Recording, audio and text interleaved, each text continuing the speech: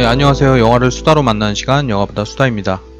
오늘은 인간의 정체성과 그를 둘러싸고 있는 인간들을 말하는 영화, 바로 조류인간이라는 영화에 대해서 리뷰를 해볼까 합니다.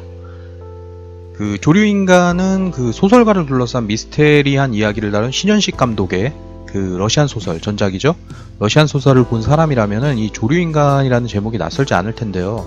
바로 이 러시안 소설에서 등장한 작가 신효가 쓴 작품의 제목이 조류인간이기 때문입니다.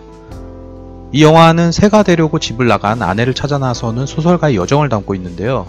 이 여정을 통해 새가 되려고 했던 아내, 그리고 그녀에 관해 서서히 알아가는 소설가의 모습을 묘사하면서 깊이 있는 인간의 정체성에 관한 얘기를 하고 있는 영화입니다. 작년 전주국제영화제에서 소개된 조류인간은 영화제 지원을 받아서 겨우 1억 원의 제작비로 완성된 영화라고 합니다. 하지만 조류인간은 저예산 영화에서 소홀해질 수 있는 어떤 미장센, 그것들을 겨울산과 그 주변을 배경으로 훌륭하게 담아낸 영화이기도 하고요. 물론 이것에는 저예산 영화의 섭리를 잘 알고 있는 신현식 감독의 어떤 역량이 담겨있지 않을까 합니다. 과연 어떤 누구가 시나리오 작업을 일주일에 완성해버리고 제작비 1억 원으로 이런 영화를 만들어낼 수 있을지 정말 신현식 감독이 한 번 더 대단하다고 느껴지는데요. 또한 감독은 자신의 전작들을 통해서 페어러브의 이하나, 러시안 소설의 강신효, 배우는 배우다의 이준과 같은 숨겨진 잠재력을 지닌 배우들을 꾸준히 발굴해 오고 있는데요. 마찬가지로 이번 조류인간에서도 무수한 작품에 조연으로 출연한 김정석, 그리고 가수 출신 배우죠. 소희, 신인 배우 정한비를 캐스팅해서 주목받지 못한 배우들의 어떤 무한한 잠재력을 영화에 끌어냈습니다. 사람들은 같은 공간과 사회에 살아가고 있기 때문에 서로가 많은 것을 공유하며 살아가고 있다고 착각하며 살아가고 있는데, 조류인간은 나의 정체성에 관한 얘기만은 아닙니다. 이 영화는 자신, 그리고 자신과 가장 가까운 사람들에 대해 얼마나 알고 있는지에 대해 또 반문하는 영화이기도 하고요. 우리는 과연 자신과 타인에 대해서 얼마나 알고 살아가고 있을지 그런 물음을 던지는 영화이기도 합니다. 길게 생각할 거 없이 우리들의 정체성을 성찰할 여유 있는 시선을 가지고 영화 속으로 뛰어들어 보죠.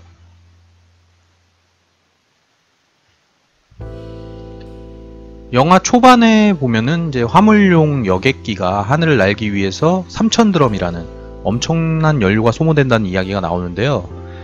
과연 자신의 정체성을 찾기에 우리가 쏟아내고 감내해야 할 고통이 얼마나 될 것인지, 그런 것들을 성찰할 수 있는 그런 대화가 아닌가 싶었어요.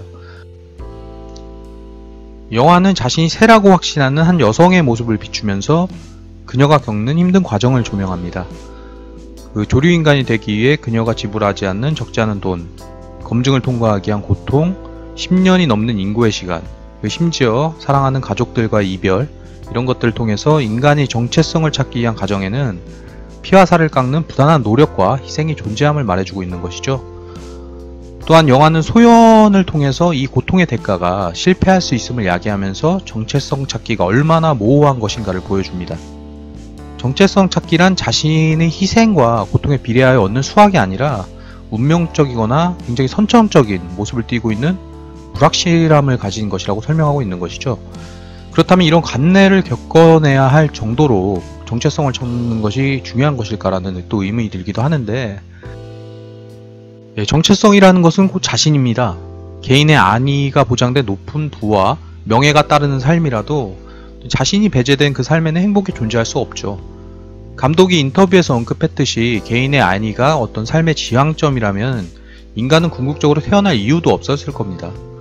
자신의 정체성을 찾아야만 비로소 내가 가질 수 있는 어떤 감정과 삶, 그것의 이유를 설명할 수 있기에 정체성 찾기가 그만큼 중요한 것인지도 모르겠네요. 어찌 보면 험악하기도 하고 뿌연 안개처럼 불분명하기도 한 우리의 환경은 나의 정체성을 찾기에 가장 안성맞춤인 공간인지도 모르겠습니다. 이 공간은 어떤 나의 감정에 대한 어떤 좌절, 극복, 외면, 수용, 분노와 같은 나의 감정에 대한 분명한 이유를 제시해주기 때문이죠. 조류인간에서 말하고자 하는 정체성은 그 범위가 넓습니다. 비단 성소수자들 뿐만 아니라 목적을 잃고 바쁘게 살아가는 현대인들의 모습까지 포괄하고 있다고 생각합니다. 우리가 살고 있는 헐떡거리는 사회를 보면 정체성을 잃어버린 사람들이 눈에 띄죠. 정체성이자 삶의 본질을 잃고 아등바등 살아가는 사람들이 애초에 이루고자 했던 본질적인 삶은 바쁘게 돌아가는 어떤 여유 없는 시간에 덮여서 갈 길을 잃어버린 채 기억 저편으로 사장되곤 하는데요. 정체성을 찾기 위해 우리가 희생할 준비를 해야 할 용기를 가져야 할지도 모르겠네요. 과연 나는 이러한 고통에 수박하는 정체성을 찾을 수 있을지 참 그런 의문도 들기도 하는 영화입니다. 기존 정체성 찾기를 다룬 영화들은 대부분 인간의 종, 동성 또는 이성이라는 틀 안에서 이야기를 펼쳐내지만 조류인간은 그 한계를 벗어나서요, 인간의 정체성 찾기에 대한 문제를 또 동물의 범위까지 확장시킵니다. 그렇다면 왜 파충류도 아니고 갑각류, 양서류도 아닌 조류에 그것을 대입했는지 그것을 눈여겨볼 필요가 있는데요. 인간이 새가 되기를 원한다는 이 영화적 발상은 사실 예전부터 인간이 가장 흔하게 생각해온 이상이었습니다. 바로 새가 날개를 이용해서 자유롭게 하늘을 나는 존재이기 때문에 이는 어찌 보면 인간으로서 가질 수 없는 가장 큰 욕구였기에 인간은 과거부터 늘 그것들을 동경하며 갈구했죠. 새가 되어 날고 싶다는 욕망은 인간의 자유의지로 표현되지만 반대로 죽음으로 연결되는 현실 도피를 의미하기도 합니다. 즉 새가 되어서 자신의 정체성을 찾겠다는 의지는 속세를 벗어나서 하늘을 향해 자유롭게 날고 싶다는 의미, 그 동시에 벼랑 끝으로 추락하면서 이 삶을 끝내고자 하는 어떤 죽음을 의미하기도 하는 것이죠. 바로 죽음과 삶을 포괄하는 이런 비상은 인간의 넓고도 다양한 정체성을 설명하기에 가장 적합하고도 공감되는 소스가 아닌가 싶었네요. 영화는 타자의 시선으로 실종된 가족에 대한 진실을 받아들이지 못하는 주변인들을 그리면서 내가 소비하고 싶은 방식으로 타인을 받아들이게 되는 우리의 모습을 성찰하게 만듭니다. 영화의 초반에 나오는 정석은 바로 현재 우리들의 모습과 좀 많이 닮아 있는데요. 그의 타인에 대한 냉소적 태도는 타인의 정체성에 관해 도무지 이해를 하려고 하지 않는 어떤 배타적인 이기심으로 가득 차 있는 인간들을 표상합니다.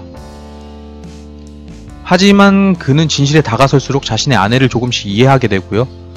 그녀가 선택할 수밖에 없었던 길에 대한 궁금증이 해소되면서 마침내 새로 변해버린 그녀를 만나게 되고 뜨거운 눈물을 흘립니다. 그 눈물의 의미는 아내를 이해하지 못했던 자신에 대한 참여였을 수도 있고요. 아니면 어쩔 수 없는 선택을 한 그녀에게서 느낀 초연함에서 오는 서글픔일 수도 있습니다. 어찌되었든 그는 그녀를 이해하지 못했던 자신을 반성하면서 아내를 이해하고 용서했을 것입니다. 영화의 마지막 정석은 아내가 찾은 정체성에 대한 답을 마침내 자신에게 묻기 시작합니다. 내가 누구니? 하면서 말이죠. 영화 초반 정석의 아내는 자신을 쳐다보지 않는 한의사를 보면서 이런 말을 합니다. 얼굴 좀 보면서 얘기해 주시면 안 돼요? 라는 대사를 하는데요. 우리는 자신의 편협한 잣대로 타인을 정의 내리면서 그들과 시선을 마주치는 것조차 거부하며 살아가고 있습니다. 그렇기 때문에 영화에서 강조하고자 하는 어떤 정체성 찾기가 더욱 힘들어지고 있는지도 모르겠네요.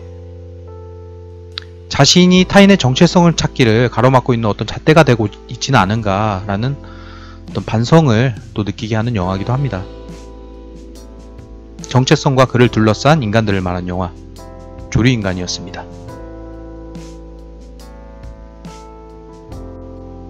영화를 수다로 만나는 시간, 영화보다 수다였습니다.